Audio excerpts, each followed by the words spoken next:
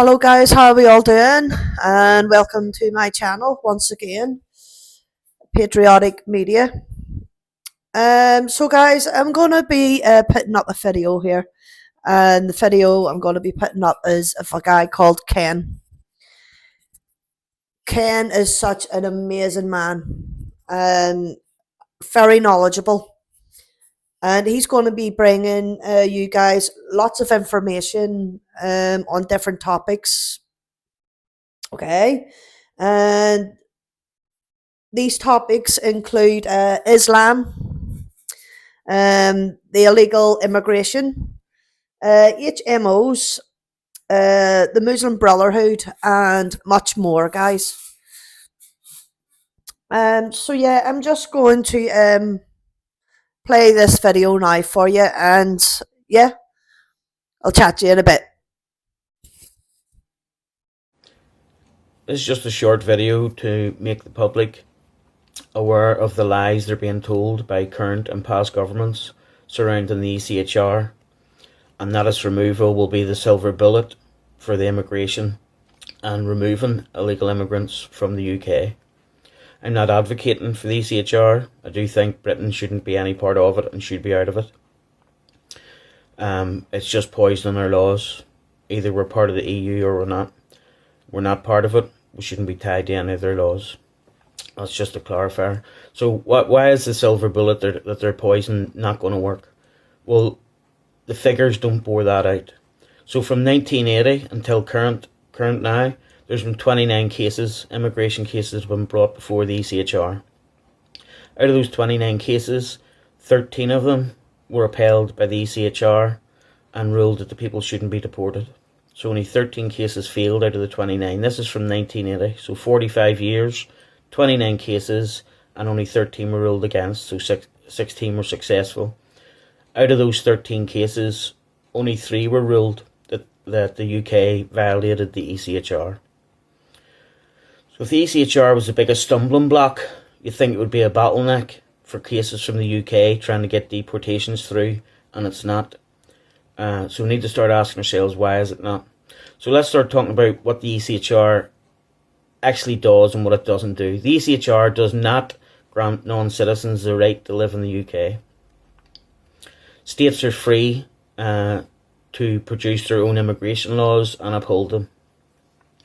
There's normally two articles within the ECHR that is used in immigration cases. That's Article 3, which is a prohibition of torture or inhumane treatment, and Article 8, the right to private and family life.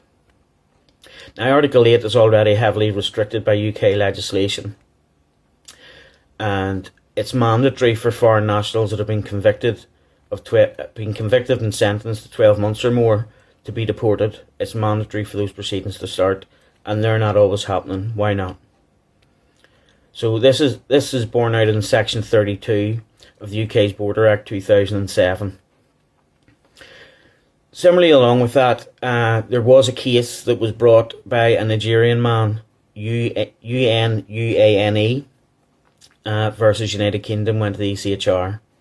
After a breakdown in marriage, he came to the UK in 1998. He then got married in 1999 and since got residency in 1999. In 2000, his ex-wife from Nigeria came to the UK. This gentleman took up a relationship back with her again and by 2006 had 3 children. So 3 children in the UK. He was convicted in 2005 for obtaining a money transfer by deception and was sentenced to unpaid work. In 2009, both he and his ex-wife were both convicted of falsification of some 30 applications of leave to remain. He got 5.5 years, his wife got 18 months. He was released in October 2012. June 2014, the Secretary of State ordered a deportation order against him. This went to the ECHR and it did trundle on for a number of years. But the point is this: he had 3 dependent children in the UK. The ECHR still upheld the UK's ruling to deport him, and he was deported in February 2018. So the right to family life nearly 9 times out of 10 only comes into focus if you're the sole responsibility for the parental parental responsibility for your children, basically. So this gentleman was deported.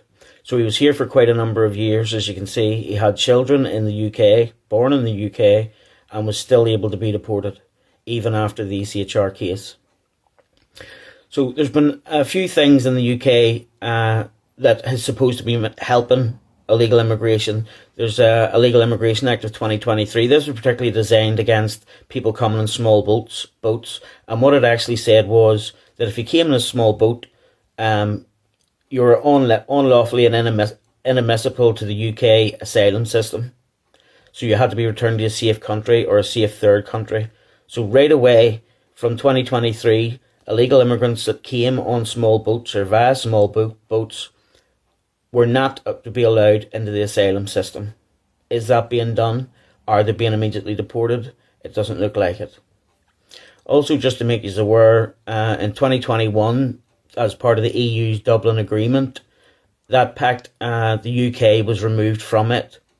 And to make you aware, that Dublin Agreement was to ease the deportation of illegal immigrants. The UK was out of it from 2021. But maybe some of you aren't aware, there's a new EU pact on immigration and asylum that comes into force in the middle of 2026. And what this legislation essentially does, it makes richer countries be responsible for taking in more migrants. The UK signed up to that. Keir Starmer signed up to that.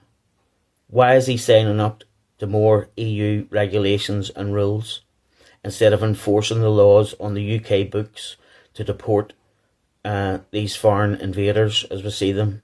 Fighting military trained aged men, 90% of which are of that category. They're not women and children. You're being deceived.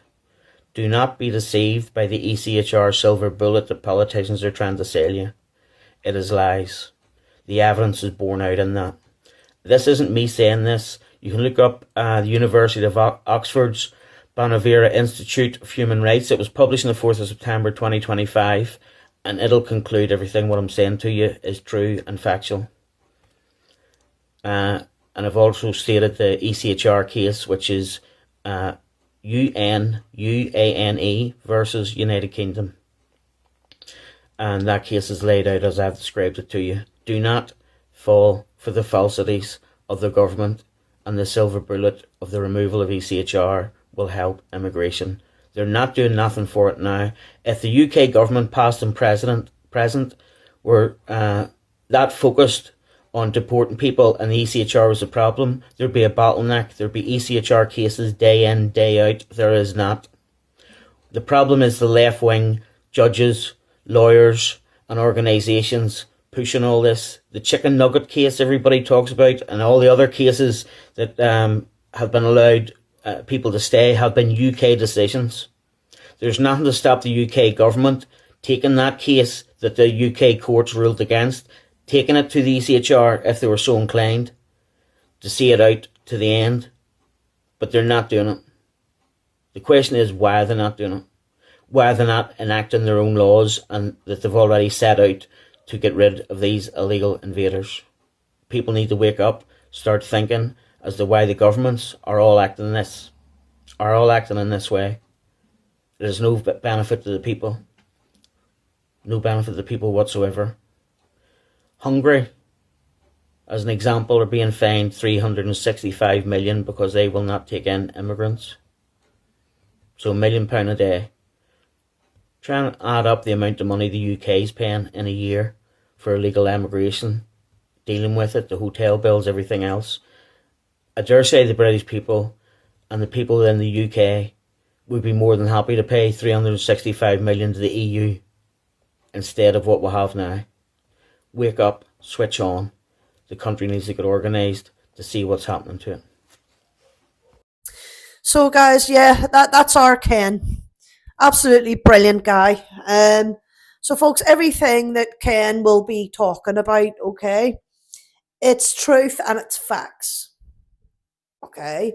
You guys can go and do your own research on what Ken is talking about, and you'll be able to find out for yourself. But yeah, as I say, he's going to be bringing to the table lots of information. He's a very, very, very smart guy, very knowledgeable. Researches everything. He goes down into all the rabbit holes and stuff. So yeah, guys.